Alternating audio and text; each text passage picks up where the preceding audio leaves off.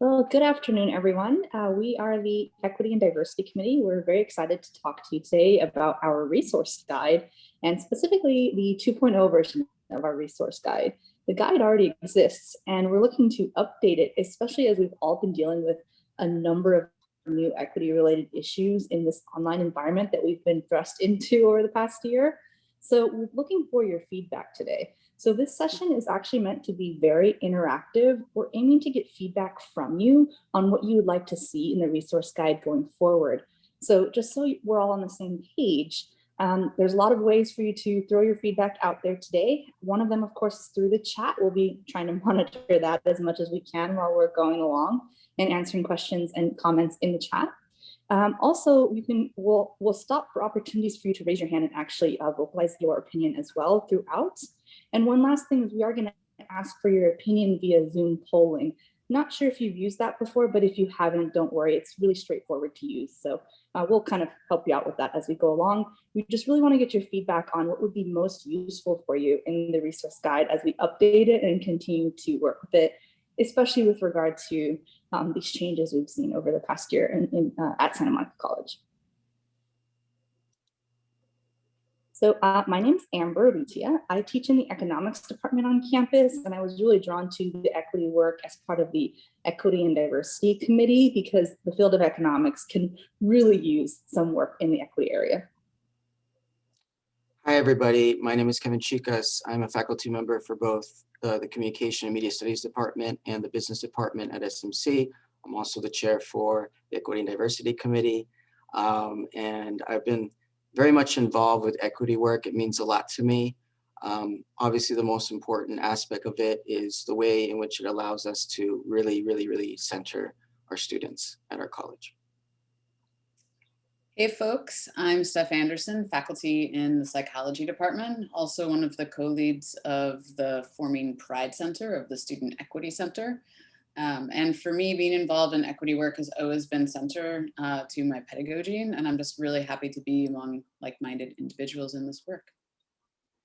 Hi everybody, I'm Mark Tomasic. I teach in the dance department here at Santa Monica College. And my equity journey actually began in 1994 when I first started working with dancers with disabilities. So we are the Equity and Diversity Committee. We're a committee of the Santa Monica College Senate. And what we do is we explore academic and professional matters concerning faculty equity and diversity practices and policies at SMC. We work with campus groups to develop, recommend, and assess policies, programs, and strategies that promote equity and diversity in student success, and to help update the college's equity plan. So the reason why you're all here today is to get some insight, some information, some understanding of a resource that we've invested a lot of time in, called Toward Equity, an interactive guide for SMC faculty. And the purpose and the intent of this guide is to help faculty equitize their teaching practices through a multitude of ways. This guide provides tips, guided questions, case studies, exercises, worksheets that can be applied to your on-ground teaching and your online. So we wanted to start off with sort of gauging who's in the room. So we would imagine that some folks here have been using the guide so far. Others of you might not have experienced it yet. So we want to start off with just taking a quick Zoom poll. Where you mark, select one of how familiar you are with the Equity Resource Guide. Very familiar, somewhat familiar, and not familiar. Seems like about 60% of folks are not familiar with the guide, which is great. We welcome all areas of expertise here. So we're going to explain a little bit about what the Equity Resource Guide as it currently exists entails. Yes, so actually, I mean, we cover a lot of equity related issues in the guide. So a few of the topics, the first one we go through is equity as it relates to working with students in the classroom who might face language barriers. You have many of these, right? So you've got students who have English as a second language. You also have international students. So there are specific equity issues related to working with these types of students in the classroom. And the guide covers a number of examples, including making sure that you use a variety of teaching tools rather than just relying on maybe just one, such as your traditional lecture format, so that you can make sure you reach out to people who do face language barriers. And that you also want to be conscientious of anytime you use culturally specific material or examples, that you use them carefully in a way that is explanatory for everyone, so that you're not alienating anyone in the classroom who maybe is of a different cultural background and therefore wouldn't identify well with an example that might be very American in origin. And I'm sure you can come up with many of these, but my personal experience was when I used an example of peanut butter and jelly being complementary goods that are usually purchased together, but that's not something that people outside of the US are normally familiar with. So you want to, explain those and be conscientious of the fact that you have many students of many backgrounds in your classroom. So our equity guide does cover how you can walk through working with students with language barriers. So our equity guide also focuses on how to equitize your curriculum. And one way is to make sure that multiple voices are represented. It's really, what I like about the guide is each of these sections that you're seeing on screen has a challenge to it. So the equity challenge for curriculum is if you're looking at readings for a week or for a unit, and if you have 3 readings that you want your students to do, is that only one of those readings is from the dominant group. So this way we're ensuring that the perspective of non-dominant groups is actually heard and not just talked about, or not just talked about in relation to. We also include in the guide a discussion of how you can equitize your syllabi. This seems to be something that a lot of people are very interested in, because the way you set up your syllabus sets the tone for your class and how inclusive you intend to be in your classroom.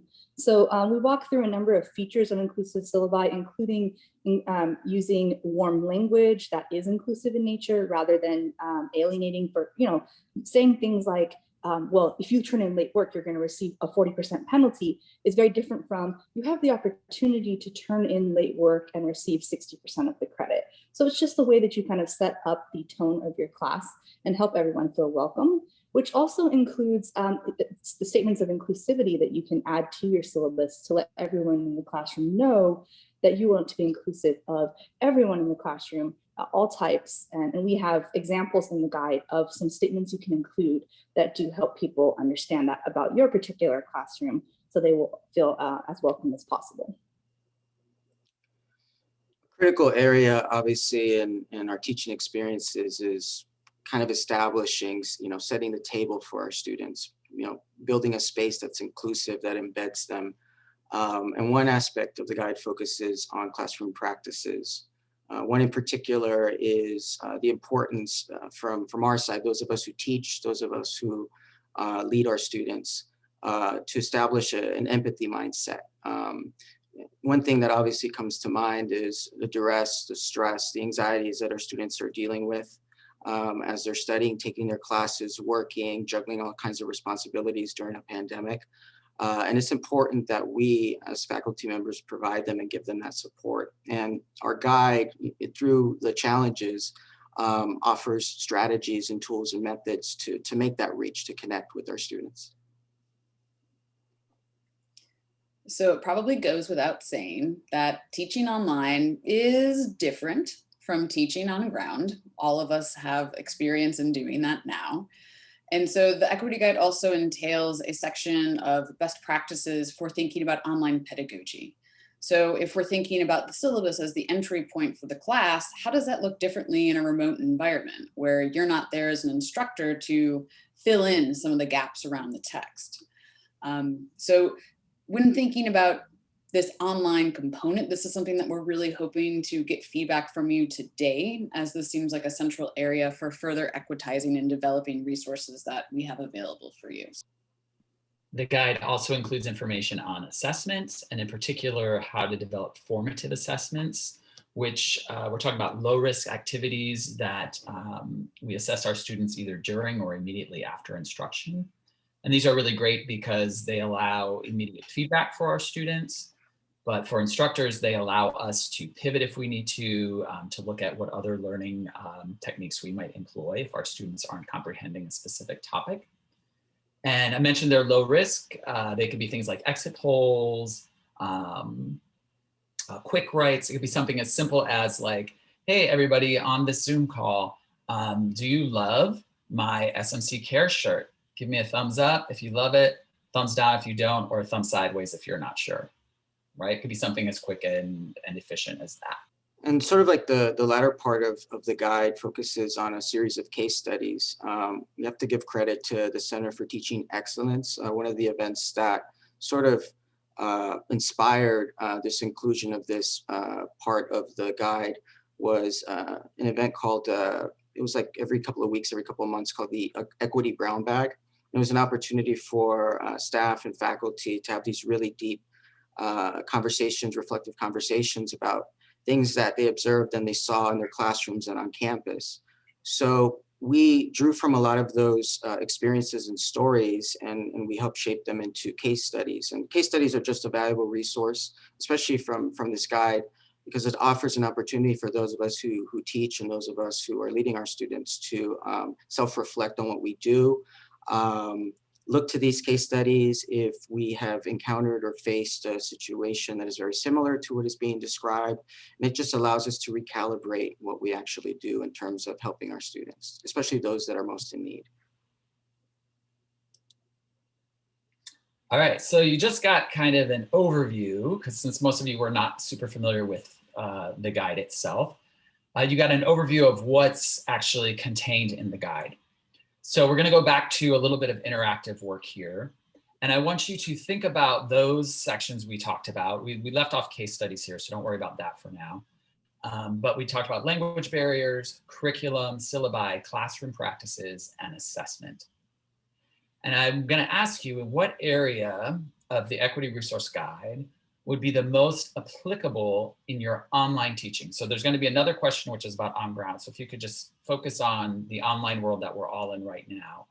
What area of the Equity Resource Guide that we've listed so far would be the most applicable to your online teaching? And Amber's put the poll up, so if you don't mind going ahead and clicking away. And all of this information is going to be really helpful for us, obviously, as we go through and start formulating our 2.0 version of the guide. So it looks like for online teaching, classroom practices followed by assessment are the most applicable to you right now in this online teaching environment. All right, thank you so much for your response. So now we have the same set of choices, and the question is almost the same, but I want you to think about this question now in terms of teaching on ground. What area of the Equity Resource Guide would be most applicable in your on-ground teaching? And it looks like similarly for online, that in on-ground practices, we're in on-ground teaching, classroom practices are things that we seem to want to be underscored, followed by curriculum and assessment kind of closely in line with each other there. Thank you so much. So we want to hone in specifically thinking about online teaching. So in working toward developing an Equity Resource Guide 2.0, it's important that we also articulate what challenges that we're facing. So as a committee and then in communication with our colleagues on campus, we talked about 3 central challenges that we've faced over the last year in teaching remotely around equity. And this actually, the first point coincides with feedback you've already given around classroom practices. So how do we in online environments cultivate a sense of belonging? It's central, right? Because we know that belonging in and feeling that one is valued in a classroom is so essential for success. But in lack of face-to-face interaction, how do we do that? Related, how do we get students to engage in online environments? Do those practices look differently when we're synchronous in live Zoom discussions? Do they look different when they're asynchronous?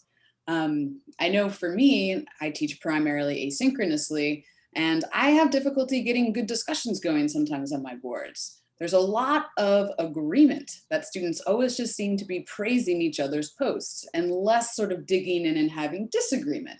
So how can we have that meaningful engagement where students are bringing their full selves? And then thinking about us as the practitioners. How do we have a work-life balance in online teaching when it kind of just feels like online bleeds everywhere? So where do those boundaries lie? So these are the 3 challenges that we identified, but we know that they're not all of them. So before we turn to identifying and hearing from you about specific challenges you faced, we want to know, if you had to pick one of those 3 challenges, which one resonates the most with you over the last year? Understanding, right, that probably all of them do to some degree, but let's just say today, where are you feeling at? Kind of split evenly across the 3 groups, with more folks saying the work-life balance is an area that has posed a lot of challenge, in addition to student engagement and cultivating that sense of belonging. So what we want to do now is open up the floor to you. So either through raising your hand or dropping your challenges in the chats, what other challenges have you been facing in online environments around issues of equity, or just issues that you want to talk about more general with this online negotiation?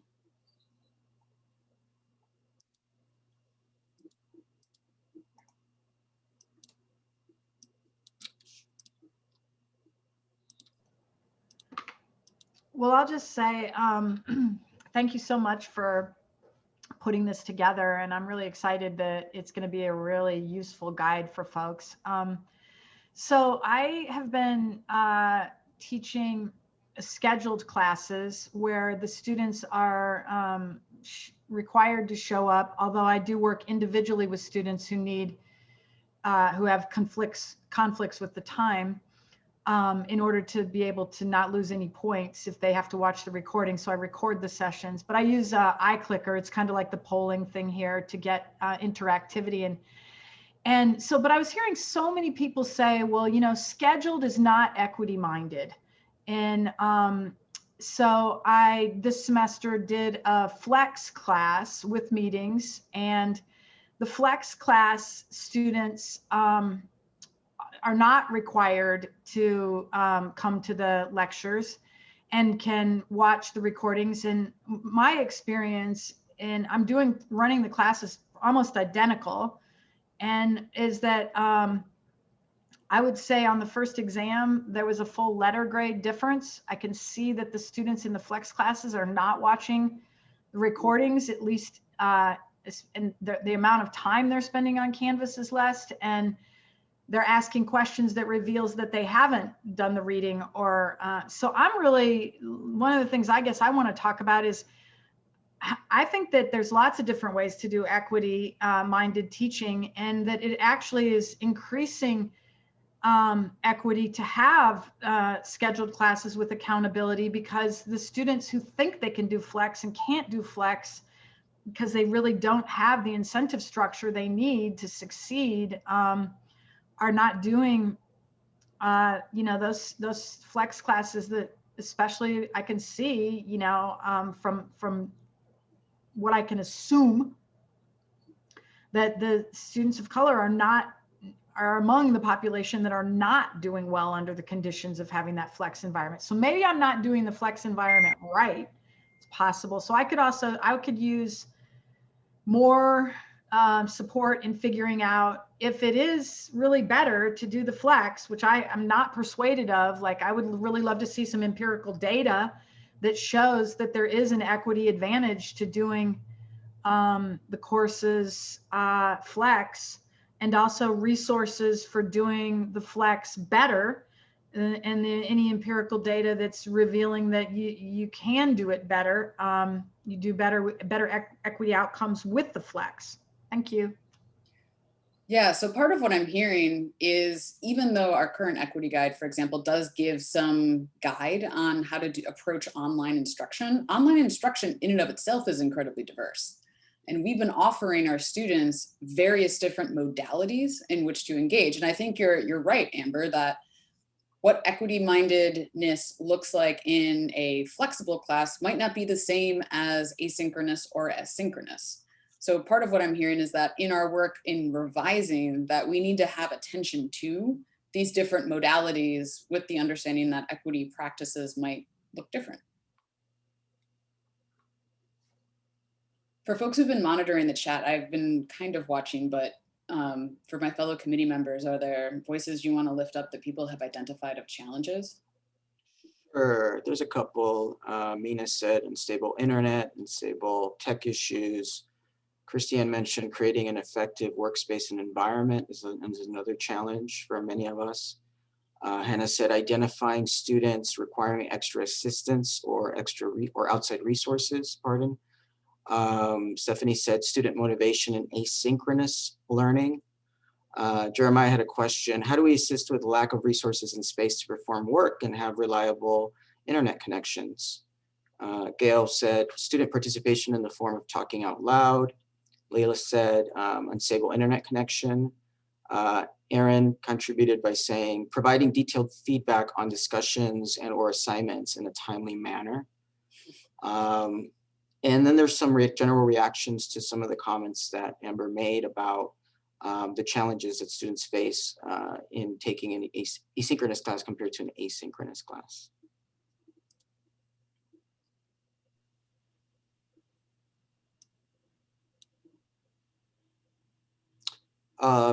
Sang, we have someone who just raised their hand. Sang, do you have a question or comment?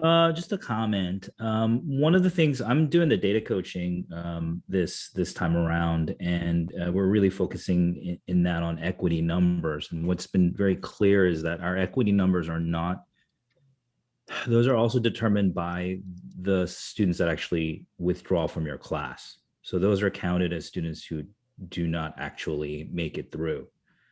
So, I think thinking about this is also thinking about, well, there's students that are going to stay in, but then there's students who are going to drop out because maybe the way your course is designed is difficult for them to actually manage. So, a lot of, and all of you know this, we all know this intrinsically, right? That our students are often, they have crazy schedules. They're working like just, graveyard shifts or doing other things. And so, I understand sort of the idea behind how do we get them to participate, but then I think the other part of that, sort of the corollary to that, is like, how do we make it easy for them to access those things? And so I think we have to keep those things in mind and in a balance, that they are not in necessarily the same positions that we ourselves are or that other students are in. And that is particularly true of our Black and Brown students, who are often working in, sort of minimum wage jobs in which they are, they don't really have a choice about when they have to go into work. So I just wanted to throw that out as well. Yeah, thank you, Sang, for sharing that. It's something that has actually come up in multiple conversations that we've had in our committee and with our other colleagues at the college, especially this semester. How do we, amplify the way by which we provide that access to our students, especially throughout the course of the semester, where multiple anxieties, multiple difficulties emerge, and students often feel this innate pressure to just drop a class because they feel that, well, I didn't do well on a test, I didn't do well on a quiz, that's it. And I've heard anecdotes from colleagues of mine who have to deal with this really, really, really complex challenge, especially having to try to engage and connect with students remotely. So this is something that we're definitely keeping in mind, and we're definitely going to try to center it as much as possible when we revise our guide for that new iteration. Can I just make one more comment? Sure. Sorry, Kevin. No, it's okay. So, one of the things I think keeps students engaged is, particularly for our Black and Brown students, is how much they're feeling like they're part of that class and that environment. And that is just hard to do, period, in an online environment. And I think part of that needs to bleed into sort of like what kind of tools do we have technologically, right, to be able to keep our students engaged. For instance, our department, I'm history. We're using a communication app called Pronto that is embedded and into Canvas. It's integrated into Canvas. I believe we're the only department that has it right now. We're kind of test piloting it. I know the college has tried to put in funding to try to make it accessible for everyone in the fall. But essentially what it creates is a text messaging. It's a text messaging app that allows also for file transfers and live video chat inside of your Canvas classroom. And that actually has been huge. My students really love that. They communicate with each other. They communicate with me. They ask questions to the entire class. Other students can jump in on the group chat and basically on the group message string and reply back with an answer. They use GIFs, so it's what they're used to. And our department actually did a survey of the 5 classes we tested it out with last fall. And we had like 96% of the students that responded to the poll. And it was like around half of the students took the poll, said that they would like to see it in all of their classes. And we had comments and things like, it made me feel like I was a part of an actual class. It made me motivated. It's called Hannah. It's called Pronto. So I know that Jason and Tammy had put in a budget request to try to see if they could get money for it in the fall. So if you want to apply pressure, then send messages out to Jason, ask him what's going on with it. Now we kind of rolled it out and had more folks in our department use it. And we've got about half of our folks using it, and they are, and they love it. Like, I don't ever want to go back to emails because and I know there's some concerns when people started using it in our department. There were concerns about, well, can't they just like text message you at like 1 o'clock? And I was like, well, just tell them there's like certain hours you're going to respond in. And then, right. And my experience has been, no one has really done that. No one's texted me at like 3 a.m. With the message. So, but for the students, it's quick, it's easy. And actually for faculty, it's quick and easy, because a lot of times we get the same or similar question from like 8, 9, 10 students, and you have to respond to every single email. Whereas it goes into the, they'll send out a question on the group email for the whole class, the Pronto message for the whole class, and then you respond, or even another student will respond. And then you can just look at that and give it a thumbs up, or you can put in a GIF or something with a pat on the back or something. And so, yeah, it's kind of like Slack. Yeah. So same idea, but what's cool is it's integrated completely into your Canvas LMS. And then I create group assignments, and those groups in Canvas get copied into Pronto. And then they have their own little group now that they can chat through. And they don't always use it. They might decide they want to use Slack or something else on their own, but it's a way for them to communicate, and it's, kind of embedded inside your class itself. So, I just think like we need more options like that. We need some vetting that's going on in terms of like what kinds of applications are being suggested and what are their pros and cons. And I feel like sometimes we just kind of, here they all are, and you go figure it out. And I think, a little more guidance would be helpful. Thank you, Sang. I think one thing, so many questions that emerge with respect to what you said, I think for us in the work that we're doing with our guide is we have to use these as opportunities for us to network with faculty members like you that are equity-minded, other departments that are using tools, new tools, or reimagining existing tools to better build bridges among students. And I look at tools like Pronto as a way to really, minimize and close that gap that we have with access. So one thing that will come out of this is we will get in touch with you to get to glean, your experiences with the use of this app and to encourage, the use of it and other similar tools so that we can embed them into Canvas and embed it into the way in which we teach. So I think it's just a fantastic resource. So we want to move on. I know there's so many things that we're, that are all in your mind and you're thinking about as we're having these discussions. And remember, we're really holding this space for you because your ideas, your experiences, and what you're sharing so far are really helpful to us in terms of what we're going to be doing with this resource that we've created. So we want to move on and talk about other types of resources, things that have been found by many of us to be super useful, super helpful in the way in which we support one another and help one another in teaching and in creating environments that are just best for equity. So one thing that's come up is how we can engage in better networking with our colleagues and our equity allies. Often, like thinking about Seng's example, we hear about a department, a program, a faculty member in a department that's using a tool, a resource, and they don't even realize that it is something that is equitable.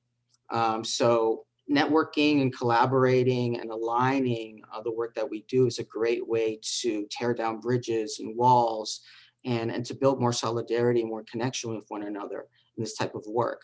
Another part that's, I think all of us, and something that I think came up in Dr. Laura Rendon's keynote earlier today is we teach, but what's instrumental is those who have taught us, those that have imparted knowledge to us. And often in the work that we do in our classrooms and outside the classroom, we run into so many obstacles, so many dilemmas. And what's so impactful is to have a person that we can lean on, that we can just send a chat, a text, an email, if we're dealing with a particular problem, a particular dilemma, and trying to reach with students. And mentors are just so critical to that. We talked about case studies as being an integral part in our first version of our resource guide, but case studies can be more specialized, more specific, more tuned to the needs that we have to get us to better think and reflect on things that we've experienced in our classes. Other things that have come up that have been suggested to us by faculty members and colleagues at SMC is a focus on equity training, but more tailored toward specific departmental or even discipline needs. And lastly, this is something that we as a committee have been thinking about in terms of a future iteration of our guide, is to think about providing us as an essential resource is a course that's really allows all of you to apply all of your skills, all of your strategies through an equity-minded lens, through an equity-leaning lens. So this is something that we're thinking about in terms of the future. So keeping in mind these things, all the things that we talked about with respect to these resources that can be used and have already been used in both online and on-ground environments, we want to solicit your feedback. And we would like you to answer this question. And very similar to an earlier question, there's going to be a follow-up question that has a difference in terms of it being on ground. So which of the following resources out of the ones that I just summarized do you feel would be the most useful for you in equitizing, or at least making that reach to equitize the courses that you are teaching online? Would it be networking? Would it be opportunities for mentorship, to have mentors, case studies, discipline-specific equity training, or an equity course on Canvas? So if you can please make a selection right now, that would be wonderful. So you should be able to, if you have an opportunity, you can just click on make the selection for this poll. So it looks like discipline-specific equity training seems to be one that a lot of you will find to be the most useful in your online teaching, followed by networking with colleagues and allies, and then followed by having an equity course on campus, mentorship, and case studies. Thank you so much. So we have another question. similarly worded, but this is applicable for your on-ground teaching. So obviously, at some point, we're going to go back to campus. Out of all of the resources that I summarized, which do you feel would be the most useful for you in equitizing or reaching a point of equitizing your on-ground courses that you'd be teaching in a physical classroom, in our physical campuses? So the poll is now up, and make your selection. So this is a question that's applicable for your on-ground courses. Which of the following resources that I described would you find to be the most useful? Networking, mentorship, case studies, discipline-specific equity training, or an equity course on Canvas.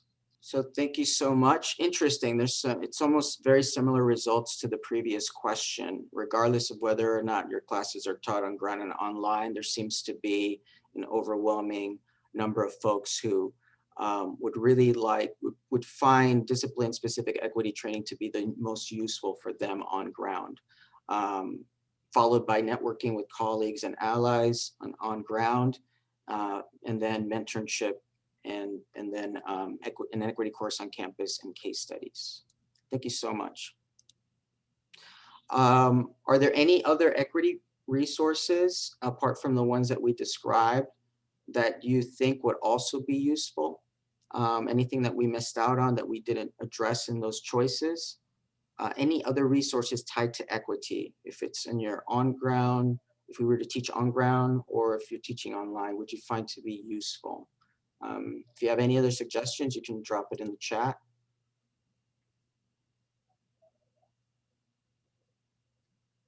And Amber suggested a Pronto demo.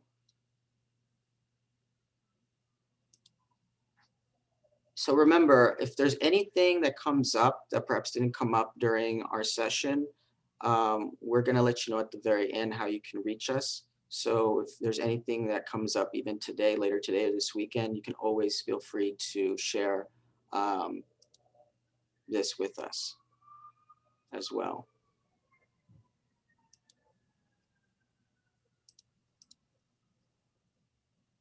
John put in, learning from faculty at other higher ed institutions were predominantly students of color.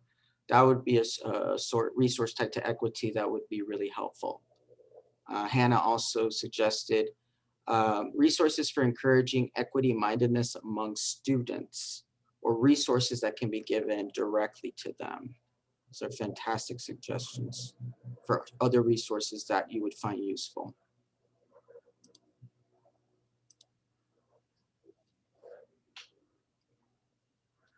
We'd also like to keep in mind that there's different ways that you can access the guide. Many of you at the beginning mentioned that you hadn't had a chance to yet use it, and some of that may just be that we haven't really been able to put it out there in as accessible a format as we might like. So we've been considering a couple of different formats to publish the guide so that people will have access to it. One is by a website and the other by a Canvas shell. And the main difference between these, you pretty much have access to the same information, but a website would be available to pretty much anyone as long as you know what the website is, you could navigate to it. It would typically be a more visually appealing format because we can make it beautiful on the website. And it would be kind of up to you how you would want to take advantage of this resource then, because if you would like to go there and read some of the information, engage in some of the case studies and guided exercises, you could do that. So it is more of a sort of self-guided format versus the Canvas shell would be, we're familiar with these. We teach on Canvas all the time. It would be a much more instructional style, guided with videos and assignments to work through the worksheets and perhaps even receive professional development credit for doing that.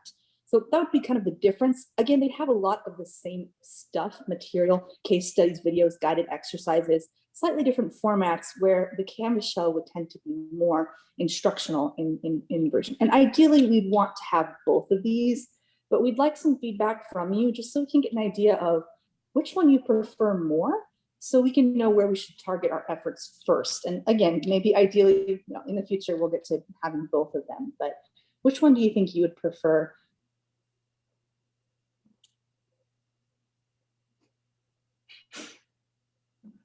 Great, okay, so that's very useful. we're getting kind of a split in the votes here, but it does look like it leans slightly more towards the Canvas course, which is, again, very interesting feedback for us, so we know kind of where to focus our efforts. Thank you for that. And since many of you are also interested in the website format, we'll definitely keep that in mind. So we are at 1:14, and I think, Leah, we end at 1:15, correct? Oh my gosh, we finished on time.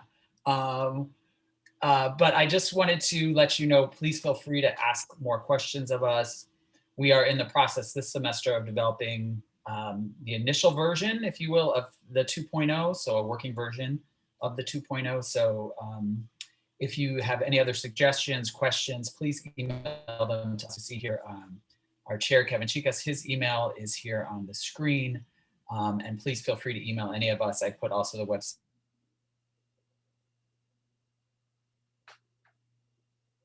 So please at our next meeting as well. And thank you so much for being here and for your input.